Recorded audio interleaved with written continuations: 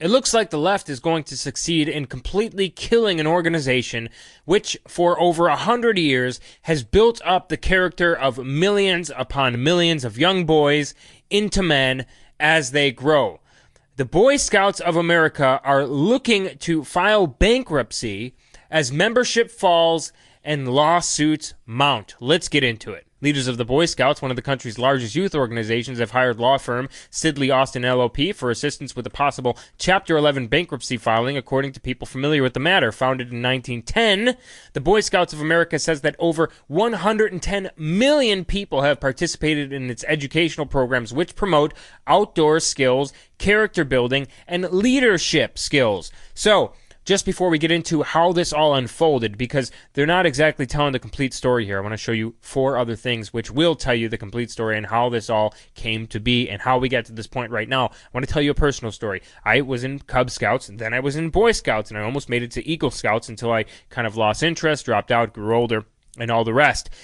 Boy Scouts played a very big role in building my character from prepubescent stage to post-pubescent stage. I remember hiking 50 miles with canoes in our hands and getting a badge for it. I remember going to summer camp and firing bow and arrow, shotguns, shooting skeet, going from point to point in a camp, a summer camp that was probably 5 acres in size, going from point to point with other young boys as we grew into young men and getting our merit badges. I remember sleeping in caves. Eagles Cave was one of the highlights of my childhood, one of the greatest memories, sleeping in Eagles Cave, and where our moms were with us a lot of times, and my mom in particular with her friend would go and sleep in a trailer because it was too scary for them in the cave, and the men and our dads, we would sleep in the cave. There was bats hanging above us while we slept.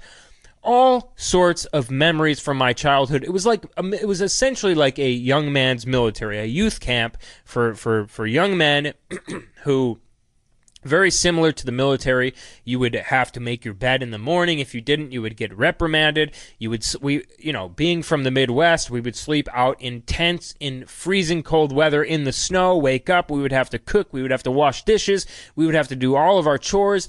And it taught us a lot of accountability. It taught young men a lot of accountability. It taught us to be strong. It taught us to be unified. It taught us young skills as young men.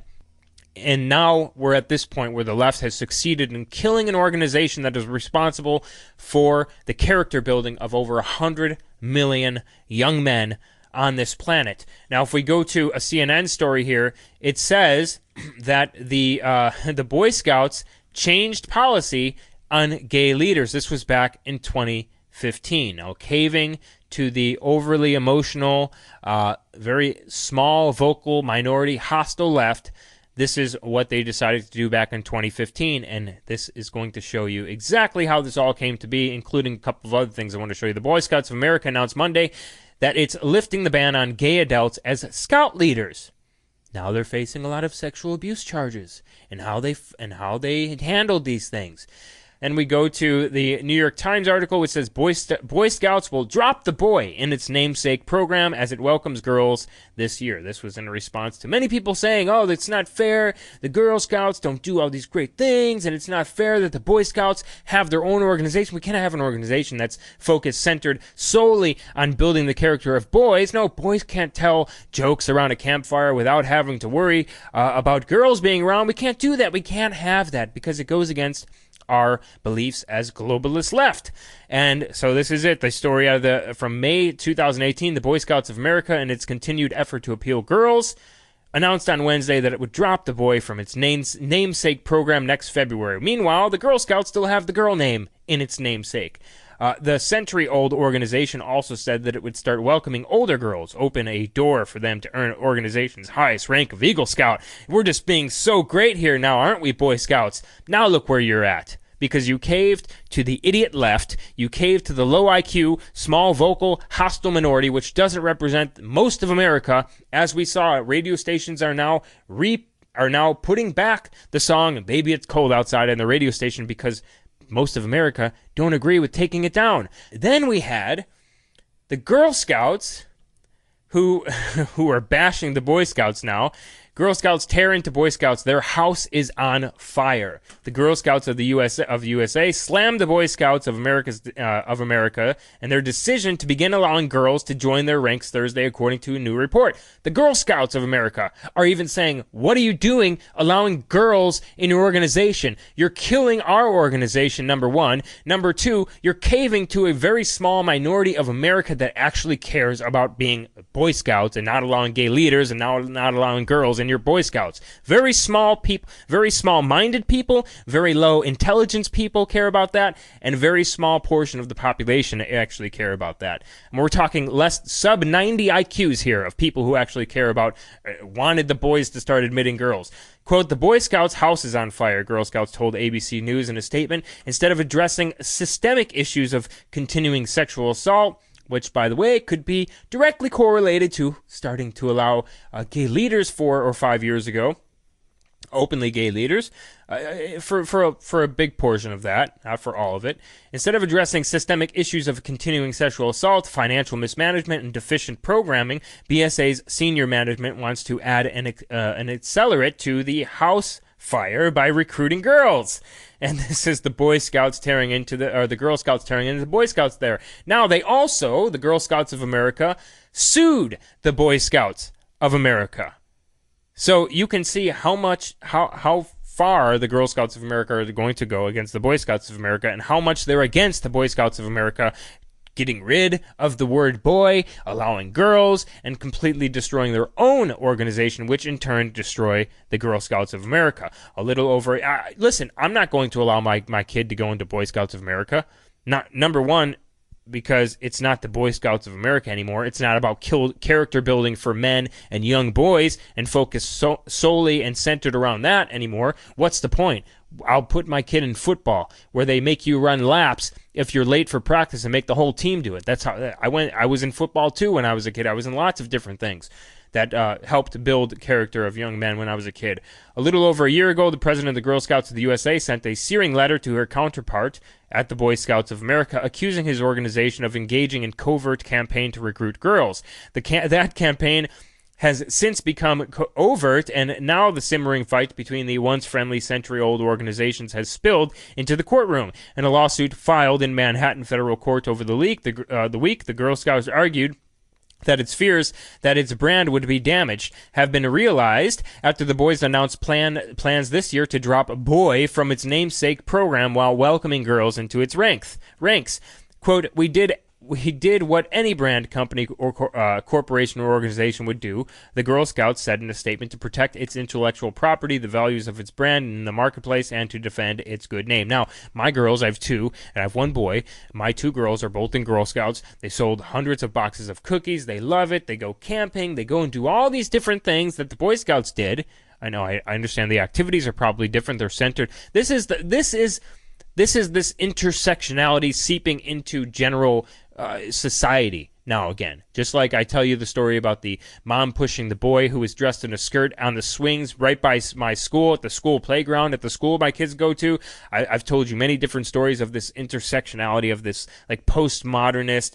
There's no such thing as basically under the umbrella of cultural Marxism, right? Applying Marxism, class warfare to culture and things like that. All of this stuff is seeping into our normal everyday society. There's no differences between boys and girls and all of the rest. This is a big problem. And the Girl Scouts even say, hey, we never wanted the Boy Scouts to start allowing girls. What are you guys talking about? You guys are caving to an idiot group of people who actually wanted this. Then what happened was the Mormon Church ended their century-old partnership with the Boy Scouts of America. I covered this on this channel, the main channel. I also covered a little bit about this on my second channel. Link in the description. If you're not subscribed over there, go subscribe. This was the largest portion of Boy Scout membership was the Mormon Church, and they ended their century-old. This was back in May of 2018. Like I said, I covered this on my main channel. They ended their century-old partnership with the Boy Scouts of America. The Mormon Church and the Boy Scouts of America formed a partnership 105 years ago based on the shared beliefs in God, country, and the necessity of teaching morals and responsibility to boys. Okay, you have the left who's always complaining about toxic masculinity and, all of these different things, right? This is what they set out to do. This is exactly what they set out to do. Weaken the men of a nation, and your nation crumbles. It says the groups became so intertwined that one of every 5 Boy Scouts in the United States is Mormon, and all Mormon boys were expected to participate in scouting. Now that arrangement is coming to an end. The Church of Jesus Christ of Latter-day Saints said Tuesday that it was severing its ties with the Boy Scouts and would design its youth programs that could be implemented in its congregations around the world. The decision, which was made jointly with the Boy Scouts, will take effect at the end of next year. And this was the end of 2019, so the end of next year, this coming year here. Like I said, my girls are in Girl Scouts. Fine, because it's for Girl Scouts. It's for girls. It's meant around shaping a young girl from prepubescent stages to postpubescent stages. There's also other groups for girls. There's the Adventure Princesses. There's all sorts of different groups for girls to join. How many groups are there now for boys to join, centered around building the character of boys? Aside from sports, there's no Boy Scouts anymore. It's just Scouts. They're going to die. They're filing bankruptcy now. Where is the group for boys? We can't have that because it's toxic masculinity.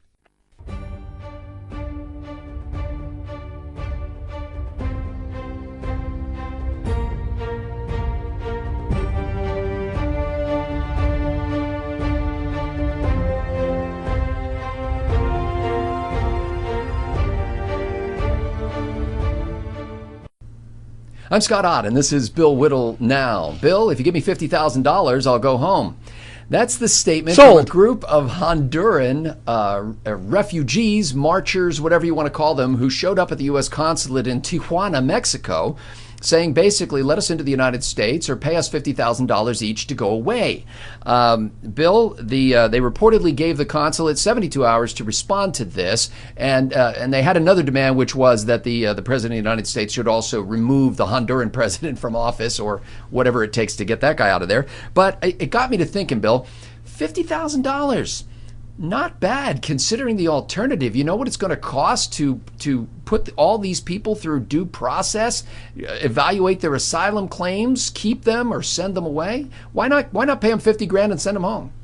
Do you know the word Danegeld? I have heard it. Okay.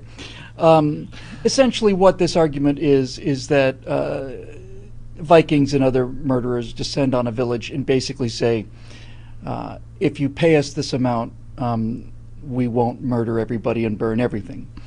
And it's just what it basically is these people, these so-called refugees, coming up to the border and saying, "Hey, nice country you got there. Be a shame if something happened to it."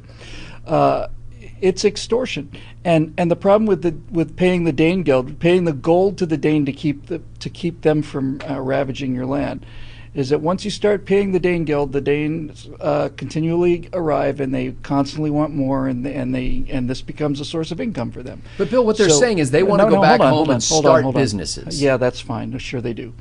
Why didn't they write us a letter? If they'd written us a letter and said we want $50,000 to start businesses, they would have subscribed that in a few seconds. With a Kickstarter campaign, and I would have been a person happy to contribute to that. Microloans to South America and especially to Africa are the only actual solution for genuine change and progress in those places. But that's not what they're doing. So look, Scott, so much of my understanding of military history, of human history, and so on, is based on this idea of deterrence, that the ability and the willingness to fight a war and the preparation to overwhelmingly win a war is what prevents a war. That's what the money's for. We have the Defense Department, and we spend enormous sums of money on the Defense Department, although they're microscopic essentially compared to what we spend on social programs. But the reason we spend hundreds of billions of dollars a year on defense for weapons is not so that we have the weapons to win a war in an existential contest for survival. The reason what we're really doing is we're paying an insurance policy.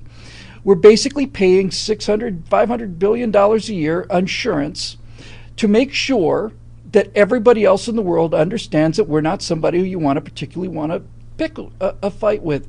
So, same thing with the idea of paying this hostage money, this ransom money. The first thing I want to say about this is, if they're willing to accept $50,000 to go home and start businesses, then this entire preposterous idea that this whole thing was about asylum is shown to be the lie that it is. That's number one right out of the gate. If you're telling me we're just poor campesinos and we fear for our lives and we have to have a place to live in safety and look at our children and so on, they're being tear gassed, blah, blah, blah, blah, blah. But if you give us 50 grand, we'll go home. Back to this living hell that we said was unendurable. It is an instant, immediate, absolute, crystal clear confession that the whole thing was predicated on using Americans' decency against them to get these people what they want. And since they didn't get the border crossing that they wanted because of some resolute action on the part of the president, they're saying, well, I guess we'll take 50 grand and we'll go home. No. Primarily because of what I said before. Look, if it were a one-case thing, if it were a one-time thing, in the scheme of things, the amount of money the United States, we spend about $10 billion a day. $50,000 is a second or two of the total government expenditure. On some level, yes, it would probably be great, but the reason we cannot, under any circumstances, pay this money, under any circumstances, is the same reason why we don't pay terrorists for hostages. It encourages more hostage taking. The reason we don't negotiate with terrorists and give them millions of dollars when they've got these innocent people in a plane, it's, well, we can afford the millions of dollars. Of course we can afford millions of dollars to get these people home. But the problem then becomes, now we have set up an automatic teller machine. We've set up a cash machine, and basically all you have to do is hijack a plane, take some hostages, and here comes your millions of dollars. The entire reason that we need to not pay this money is to make sure that we do not provide a precedent for other people to do the same thing. We need to create deterrence. You came all the way up here. You knew it was legal every step of the way. You were offered asylum in Mexico. If asylum was really what you were talking about, actual asylum, you don't get to turn down asylum for a better asylum. That's real estate shopping. So they turned down the asylum, they came to the border, they didn't get in, and now they want some money. Well, no. Well, let's take this the next step, because he said a little bit more about this, and by he, I mean the spokesman for this group of roughly 100 of these people coming up from Honduras. And you said he demanded, right? Is that the language? Well, I mean, demand, request, you've got 3 days to answer. It depends on how That's you a want to view demand. this. So it's he in addition, he said, I know $50,000 sounds like a lot of money. However, it's a fraction compared to what the United States has taken from Honduras over the years. Oh, is that right? They didn't flesh this out in the article, but it sounds to me like what he's talking about is, in effect, what you would call corporate colonialism, where American corporations have gone down there and raped that country and paid substandard wages, virtually slave wages, and drawn resources out of it for use in the United States. Don't you think it's fair that we give a little back? I did this calculation in order to make this point. I want to say back in 2010 or 11. I took a look at when I was. I did a video based on our friend Iowa Hawk's research. I just put it on camera. But basically, Iowa Hawk figured out with a $3.6 trillion budget that comes to about $10 billion a day for 365 days, somewhere in that neighborhood. And so I took a look at this idea of the United States spending. This is government spending. This is not the U.S. economy, which is far larger. This is just what the government spends. And it's, it's $10 billion a day. I took a look at the national gross domestic product of Djibouti, which was the poorest country I could find that was not, a microscopic island, or, Vatican City, which is not among the poorest countries, you'll be surprised to know.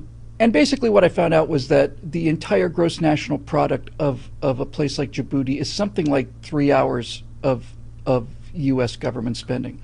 So in other words, the idea that we could go down to Djibouti, send the Marines down there, take everything, take their entire gross national product, take all of it, you could run the U.S. economy for probably 3 or 4 hours. If you took everything out of that country, you'd go from midnight on January 1st to about 3 a.m. on January 1st. And that's with everything that they make, everything. We take it all, That's how much it buys us. So this idea that we are taking things from the third world, that we are basically, going down there and rampaging our giant, mechanical boring machines which cut giant holes into the ground to extract the coal, and if little children get in the way, well, then that just greases the I think that's a false analogy, Bill, because you're talking about the U.S. government, and I think what they're really talking about is the corporations who have come down there and used Honduras as a resource pit. Corporations have gone to Honduras. They have not gone with the Marines. They didn't go in. The very fact that they say corporations, Scott, means that it's a business I'm attributing deal. that to them. I'm assuming. Okay, and that's a fair attribution. I think that's exactly what they're talking about. I'm sure they're talking about, U.S. corporations come down to Honduras and they take the resources and leave us with crumbs. Look, a business transaction is a business transaction. It's not an invasion. It's not backed by violence and the point of a gun. A business transaction is a business deal where two parties make an agreement. Okay? It's not my responsibility to negotiate for your side. That's not my job. It's not my job. Yeah, but if it's our corporate princes making deals with their feudal lords at the expense of their serfs. That is the problem of the Honduran people, and they need to get rid of those princes, because corporations are not humanitarian organizations. Humanitarian organizations are something completely different. We make humanitarian organizations tax deductible so that wealthy people or not wealthy people can contribute to them and basically take money that would have gone to the U.S. government and now send this money to the Honduran campesinos if that's the particular charity you wish to contribute to. And this is not only a good thing, it's a magnificent thing. If people talk about, the American foreign aid is so stingy, American government foreign aid is not stingy, but it's nothing compared to what private American citizens do with their own money all throughout the world. So to expect a corporation to go to some place like Honduras and say, well, what do you want for whatever the crop is? I don't want to be. What is it? I don't know what they make in Honduras. Okay, I was going to pick an example, but I don't want to sound. Could be coffee. Could be radishes. Sure, coffee. For all Let's I say know. coffee. Coffee. Let's go with coffee.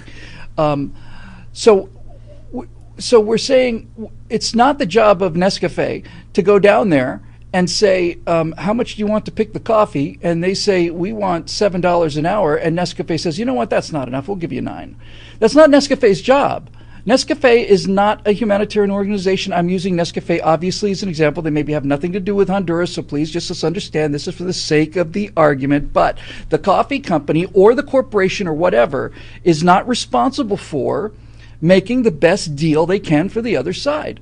So if it turns out that you live in the kind of government where 2 or 3 families own all the land and take all the money, socialist Venezuela, by the way, being a prime example, where Hugo Chavez, the man of the people, left his daughter $4.3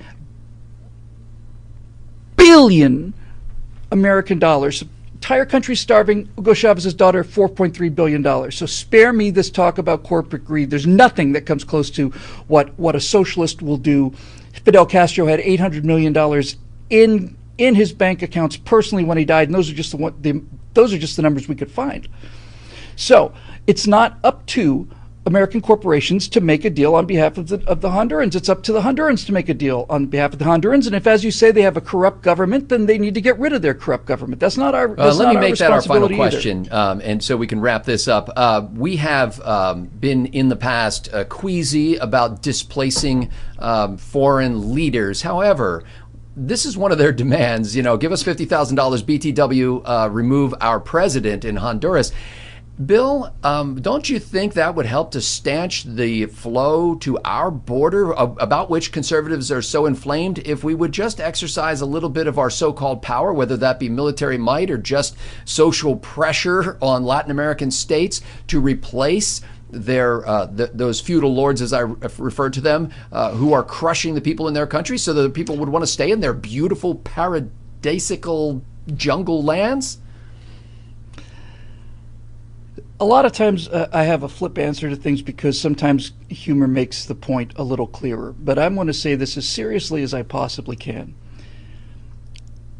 If you really want to solve this problem for us, for them, and so on, the people that made this trip, by having made the trip, have shown themselves to be people of above average willingness to take risk, above average industry, above average ambition, all of these things.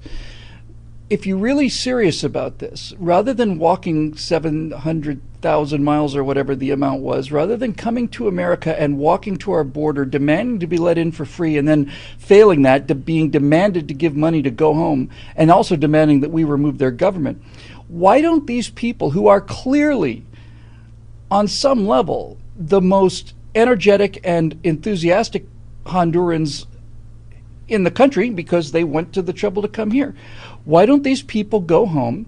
Why don't they set up a Kickstarter campaign? Why don't they find a way to raise money to legitimately overthrow the government of Honduras through elections? And if it turns out that the government of Honduras is not willing to have elections, then you are going to have to be forced to the same kind of recourse that we had ourselves found before we had $50,000 to give away to everybody who knocked on the door, when we discovered that we had a system that was taking our money without our say-so. We had taxation without representation, and we decided not to go to war against some tin pot dictator who was sitting in a mansion in Georgia someplace. We decided that this ability to have money taken from us without our consent was worth going to war with the greatest military power on the face of the earth. And we got help from France and others. So what I'm suggesting is, why not get help from the United States to remove? Well, yes, but you don't start there, Scott. We don't have an obligation. Okay, we don't have an obligation to remove the government of Honduras and produce a Jefferson down there. That's a responsibility of the Honduran people. If it turns out that the Honduran president were to open fire on civilians or things like this, then you might be able to say that there is a humanitarian cause at stake that might justify threatening forget your military humanitarian action. compassion. I'm saying national border security for the United States. That's a different issue. But if you really want to get border security for the United States, we've talked about this several times. The only long-term solution to this problem, the real long-term solution to this problem, the win-win-win long-term solution to this problem, is for Honduras and Mexico and Guatemala and Nicaragua and Venezuela to be places that you don't want to leave. And this is why I say with absolute, genuine purity of heart that these people should be the beginning of a political movement to make sure that Honduras has fair representation. There are any number of things in Honduras, not the least of which is tourism, by the way, that could provide a great influx of wealth into that country, but it's going to require certain bedrock changes, and those changes are not our responsibility. And furthermore, even they're not only not our responsibility, we are not capable of doing it. The big bad Yankee cannot come in there and create, Philadelphia in 1782. He can't do it. 83. He can't do it. It's their responsibility. And I think the American people and people like me would be more than willing to help them if they were to say, look, we want a stable government. We want the rule of law. We want a republic. We want limited terms. We want representation. We want the rule of law because we want to have a capitalist society where we can make money and start our own businesses and live like real people. You start a Kickstarter campaign like that, and I guarantee you're going to raise some money. I'm in for a couple $100 off the bat. And this is an actual solution. But what you're talking about is coming up to somebody's door, trying to break down the door, finding the person willing to defend their house, and then having that person say, all right, give me $50 and I'll leave. No. Because the second I do that, Scott, the second I give this guy $50 to leave my front porch, he is going to pass other people on the way back to where he's going, if he goes home, in fact, and he's going to tell them, if you go and stand on this guy's porch, he'll give you $50. Well, ladies and gentlemen, we have kind of the reverse deal going here. If you give us nothing, we'll leave. However, if you become a member at BillWhittle.com for just $9.95 a month, we may Don't be able to give him any stay. ideas, Scotty. We may be able to stay, and many of you have made it possible for us to stay and continue this, to engage in these conversations that we think help to illuminate the light of freedom around the world. And maybe somebody in Honduras is watching this now and will gain encouragement from it because of the $9.95 a month that you paid. And if there is somebody in Honduras, I want you to understand this. This is really important. when I talk about things like you don't get $50 for knock on my door and leave, that is the reaction of somebody who understands that the only solution is the courage of people like you to make the kind of changes in your society that the people like our ancestors in America had the courage to make, and which we continue to provide in terms of blood and treasure on a daily basis in order to keep. Well, ladies and gentlemen, we are grateful to the members of BillWhittle.com who make these conversations possible. So for Bill Whittle, I'm Scott Ott. Thank you very much.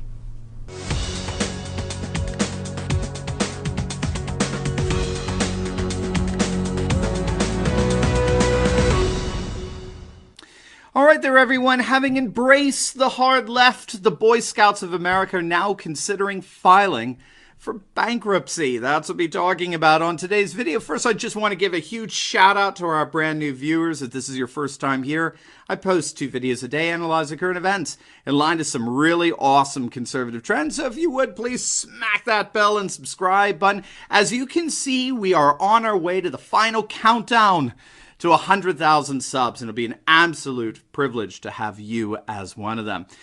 All right, this really is one of the more tragic stories I've had to report on, to be honest. I dabbled just a little bit with the Boy Scouts when I was younger, but it has, over the course of the last 100 years or so, become a staple of American boyhood. Indeed, over 100 million men and boys have participated in the Boy Scouts over the years.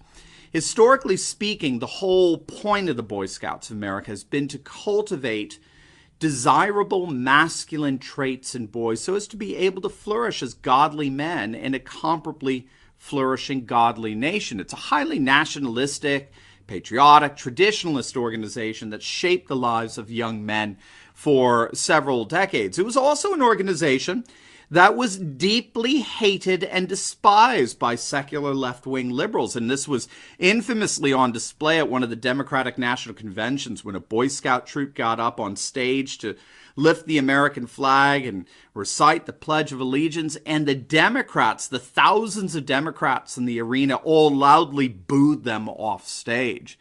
And this was largely because the Boy Scouts did not permit, at the time, homosexuals into their organization, either as scouts or as scout masters. But then, perhaps in one of the most bizarre twists in American history, the Boy Scouts' national leaders began embracing the lunacy of the left. They folded to the extreme pressure put on them by to allow gay and bisexual scouts, which they officially did in 2013. And then they went the next step and allowed openly gay and bisexual scout masters just 2 years later. And then last year, they opened up membership to transsexual youth.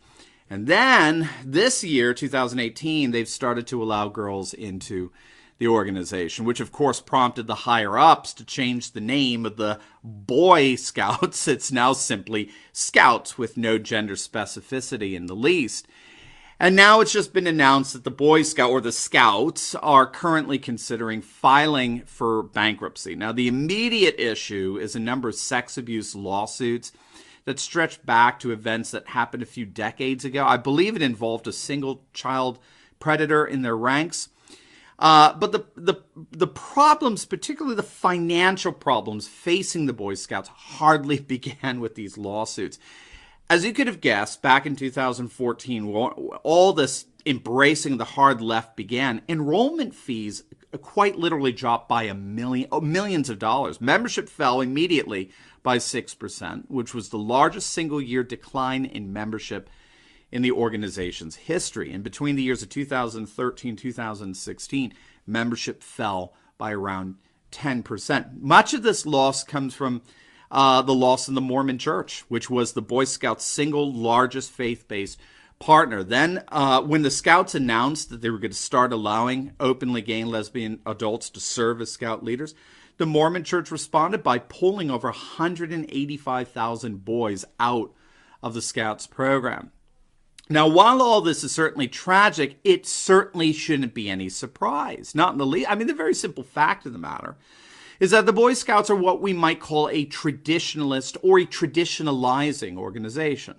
Founded back in 1910, the whole point of the Boy Scouts of America was to train young boys to become men, real men. It's about building conservative Christian character and virtue by mentoring boys in the skills and practices of true manliness. You know, it's been noted that the term scout historically referred to one who was on watch on behalf of the others.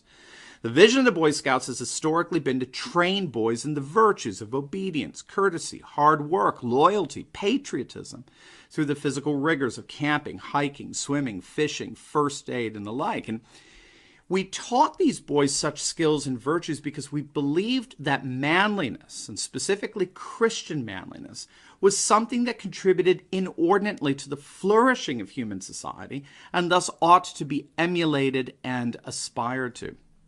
But what the leaders of the Boy Scouts simply don't seem to understand is that the modern globalist world, along with its celebration of alternative lifestyle values, is actually very anti-traditionalist. And so by embracing the left-wing liberalism of globalization, the Boy Scouts were actually undermining the entire rationale for their existence. We could actually see this explicitly happen by comparing the Boy Scouts' original handbook to what their handbook looks like today. Kathleen Arne over at the Claremont Institute did precisely this. She compared side by side the Boy Scouts handbook from 1911 with one of the latest editions published in 2009, which she found was absolutely fascinating. She found that while many of the skills taught in 1911 were still being taught in 2009, like, camping, first aid, fishing, and the like, in the 2009 edition, it lacked what she called the manliness, the verve, the punch, the adventurousness, the spirit of the original handbook. Brett and Kate McKay over at the Art of Manliness website, which is an absolutely wonderful website, by the way, if you haven't visited before. I'll put a link down below at the bottom for you to check it out. But the McKays put together a great article that provides highlights from Kathleen Arne's study. So, for example, one of the things that was dropped in the modern handbook was any mention of chivalry, which originally, of course, was the virtue that the original handbooks trace back from the Scouts to the Pioneers to the Pilgrims, all the way back to the Knights of the Middle Ages. While the 1911 handbook has a lengthy chapter on patriotism and citizenship, which outlines the history of the United States and the meaning of the flag and a number of other elements of civics, the modern handbook simply glosses over patriotism with a significantly redacted version. And if that weren't bad enough, it now actually offers a badge called the Citizenship of the World badge, if you can believe it. The modern-day Boy Scout is actually encouraged to see himself as a world citizen rather than as a defender and protector of his nation. Moreover, while the original Boy Scouts handbook offered a number of references to great men in history for young boys to emulate all throughout the handbook, the modern handbook has basically omitted any heroes for boys to emulate. But what is perhaps most noteworthy is the way that the whole notion of good character has been radically redefined of late. The 1911 handbook simply didn't shy away one whit from strong admonitions like, it's horrible to be a coward. It's weak to yield to fear and heroic to face danger without flinching. And the honor of a scout will not permit anything that would ever encroach on the virtue or anything sacred and the like. When you open up the modern version of the handbook, good character has been redefined in terms of its inoffensive modern equivalent, which is a vague reference to progressive leadership and personal development. Again, the key here is that rather than shape the boy into an objective vision of moral manliness and masculine virtue, the modern Boy Scout vision is a therapeutic vision that seeks to cultivate the self in highly personal and private and subjective terms. Indeed, while the first handbook began with a lengthy introduction exhorting boys to embrace their journey towards manhood, the modern version, if you could believe it, actually begins with a section on victimization and how to protect your children from child abuse. The original Boy Scout sought to foster virtue, while the modern Boy Scout's encouraged to think of himself as a potential victim. So all of this is to say that the recent announcement that the Boy Scouts may indeed declare bankruptcy appears to me, at least, to be the fully logical outworking of an otherwise traditionalist organization embracing the anti-traditionalist left. The very rationale for its existence is swept away with the organization inevitably going the way of its depleted rationale. Now, the good news for those of you who don't know is that there are several Christian alternatives to the Boy Scouts that are indeed celebrating and cultivating the virtues of godly manliness in tens of thousands of boys and young men. There are two in particular that you may be interested in. There's what's called Trail Life USA, and there's what's called the Royal Rangers, which is a Boy Scout-like offering through the Assemblies of God denomination. But it's open up to everyone, as I understand. I'll provide a link for each of the organizations for you to peruse down below. But the good news is that traditionalists aren't just sitting around and just watching these good organizations that celebrate manhood just go extinct. They're starting their own organizations to fill the gap, as it were, and provide precisely the kind of manly mentorship that's been so invaluable to cultivating godly citizens of character and virtue for the civic flourishing of our nation.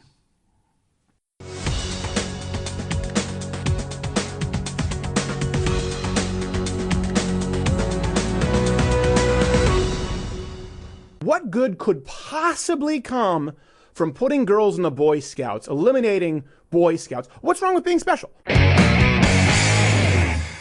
The Boy Scouts now are no longer the Boy Scouts. They're going to be allowing girls to join the Boy Scouts. Here's my genuine question of the day. I'd love to hear back from people. We were all asking this in the morning. What's wrong with men and women being different? Yeah. Tell me, I'd like to see in the comment section, what good could possibly come from putting girls in the Boy Scouts, eliminating Boy Scouts? What's wrong with being special? I don't understand. I don't understand it when you had Girl Scouts, you had Brownies and Boy Scouts. What good can possibly come of this? Of course, this is everywhere today. USA Today. As we enter a new era for our organization, it is important that all youth can see themselves in scouting in every way possible. I don't know what that means. In every way possible. I don't know what that means. I've never seen that. It's like Girl Scouts. Girl Scouts is a good start, but we think girls should be Boy Scouts.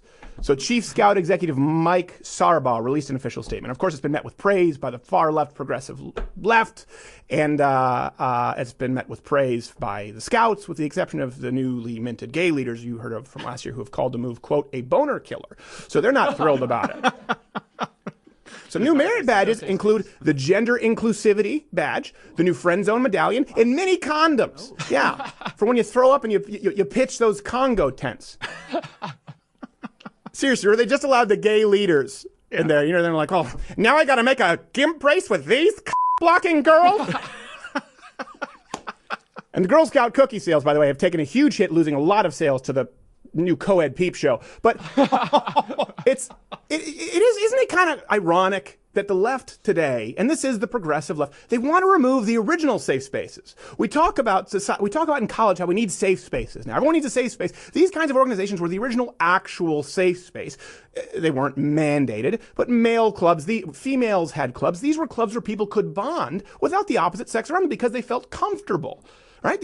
How many of them have we lost? We've lost fraternities. We've lost all kinds of exclusively male clubs. And by the way, boys are incredibly uncomfortable around young girls. There are certain things that they will do. There's certain information that they will share only in the presence of other men and male leadership. I still am uncomfortable around girls. Boy Scouts were developed. It was created around this concept that we're going to do things little boys like to do. Right. Mm-hmm. Yeah. Just like Girl Scouts have different things. That's why they sold brownies and Boy Scouts. My father-in-law joined the Boy Scouts so he could get his knife. As soon as he got his pocket knife, he threw it at another Boy Scout and was immediately kicked out. That is what the Boy Scouts he should have been. Yeah.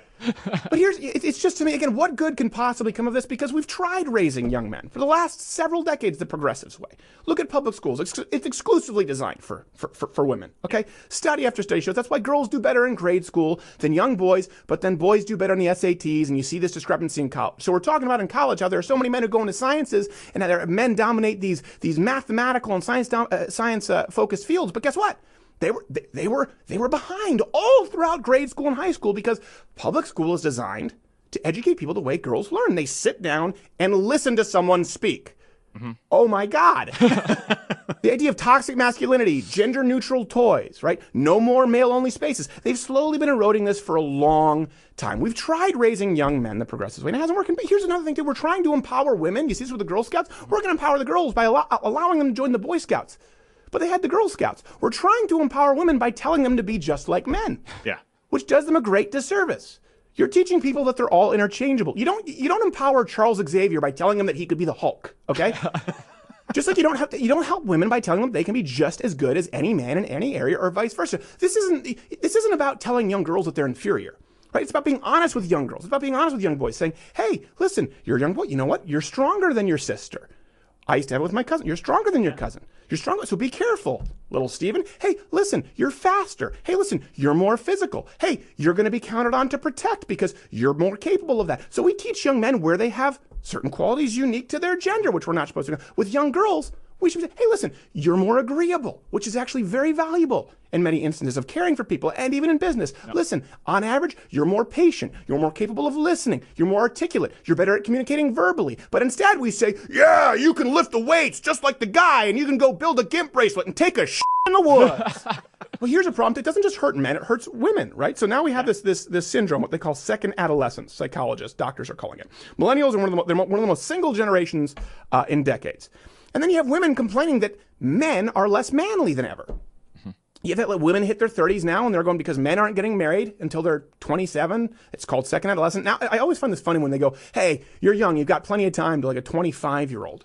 At one point, you had 4 kids. You might have, not that long ago, you had 9 kids because you knew 4 of them would get taken out by a horse or something. Or a tiger. So you were just playing the odds. But now you have women after second adolescence complaining that they can't find a man with the kind of qualities they want. But that's because you, not all women, but a feminist society has bred manliness out of men. You scared them off with your browbeating and your pussy hats. Ironically, too, when you breed confidence out of men, you create more bullies because now you just have a bunch of insecure men running rampant, not knowing what to do themselves. Well, when you create false confidence, when it's not earned confidence. No, when you rip confidence out of men. Oh yeah. Well, you rip confidence out of men, and then give them false confidence for things they haven't really earned. Sure. That's the problem with it. Yeah, and you have that guy in Canada that ran people over because he couldn't relate with women and kind of get laid. Yeah, and then he blames women, and then we'll get to that. That's reaching too far the other way. So women, they want boys now. They want, well, listen, let's just everyone's interchangeable until they're about 30, and then their biological clock starts ticking like this, and all of a sudden they want masculine men. Now here's the thing: there used to be a give and take. And I know sometimes people just talk about the good old days and folks say, well, there were no good old days. And I get it. Some things needed to be improved. But there used to be a mutual appreciation with the complementarianism of men and women. That's what we had Boy Scouts. That's what we had Girl Scouts. And people didn't need to start a march, okay? Men and women didn't own different roles because they hated each other, because they loved each other, right? A man said, all right, I've been... This is one thing, too, by the way, women out there. I hope you understand this. When women say, you don't know pain, you don't know what, being a mother is the hardest job in the world. You don't know pain, you don't give birth. Let me give you a little bit of context because we get a lot of emails from young men. Men, as soon as they are old enough to understand the concept of being a man, boom, burdened with the pressure of providing for their family for the rest of their lives. So they know it. They know it's expected of them. Sure, women can work if they want to, but it's not expected of you. That is the kind of compression that is unique to the male biology. Now, it doesn't mean that women do not have compressions, do not have stressors that are unique to women.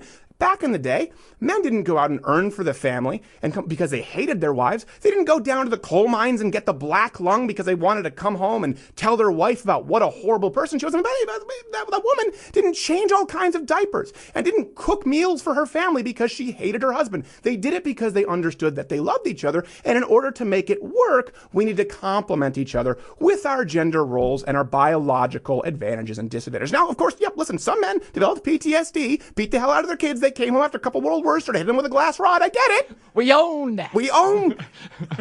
If we own that half. But feminists harm young men when they tell men, you don't know what it's like to give birth. Yeah. When they tell them that you have no possibility. They create a toxic environment. I talked about this with the recent election, how bitch, when Hillary Clinton was running, would become the new N-word. Remember? Yep. We talked about that on air. We got so much flack, including from conservatives. Now, why did I say that? Because under Obama, race relations were at their worst in our lifetime. Fact. Wow.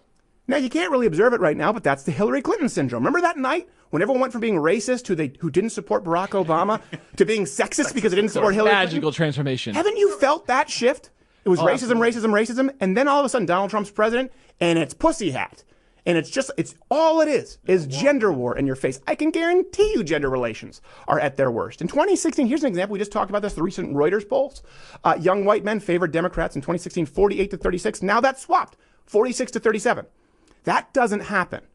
You see the pendulum swinging hard the other way. And then you have a lot of men who don't believe in any of the hashtag Me Too campaign. Remember when we started, we were going, this is terrible. I can't believe, I hope that these guys are burned alive, the guys who are sexually assaulting women. Yeah. But then every woman came forward, and guys are going, hold on a second, I have to look at this a little bit leery now, because feminists have told us that we have to believe everything and that none of these women should be held accountable. Here, and this is what is also important. I want to leave it on this note, unless anyone else has anything to add there. Men need to hold other men accountable. Yes, of course. You can't just pull the conservative version of John Stewart. So I do think this is corrosive to society, the Boy Scouts issue right now. I think all of it. It's all again, what good can come of it? Sven Computer was talking about this earlier. It really is about just entirely eliminating gender lines, right? Again, which is a big irony. Why do you need diversity at that point? But I don't want to be the John Oliver who just bitches about the things that I do think are a problem. I think all of us agree are a problem. Men you can do things. They need to hold other men accountable. I see men's rights activists who just bitch about the browbeating. Yep. Now, here's the thing. We can't believe that men have certain roles and then not own the responsibilities that come with them and just bitch about feminism, right? I encourage men out there, you want to start fixing this, and we've seen this with Jordan Peterson, with Gadsat. We've seen a change with young people open to new ideas. Your goal isn't just to convert them. It's not your job to change their mind, but you can plant the seed. So if you're a man out there, guess what? I encourage you, men out there, to treat women well. Yes, alimony is unfair. If you look at the majority of states, and a woman can take half and leave you and screw you, it is absolutely terrible. But the way to fix it is on a micro level. As a man, be a gentleman and encourage masculinity. If we're going to talk about toxic masculinity and bitch about it and bitch about what feminists do, that's kind of the syndrome we had with the Donald Trump thing, where people just came out and said, I hate liberal this, I hate leftist that. Well, I do too. But do you ever offer solutions? We see that from the left with John Oliver. He just bitches about and never, ever offers a solution. It starts with you. Encourage men to treat women well, to treat them like women, to acknowledge the biological differences that make all of the wondrous splendor that is lady, because you love them. Show them that you love them, and women, show men that you love them, and it's okay to recognize your differences. Then we'll start making some progress.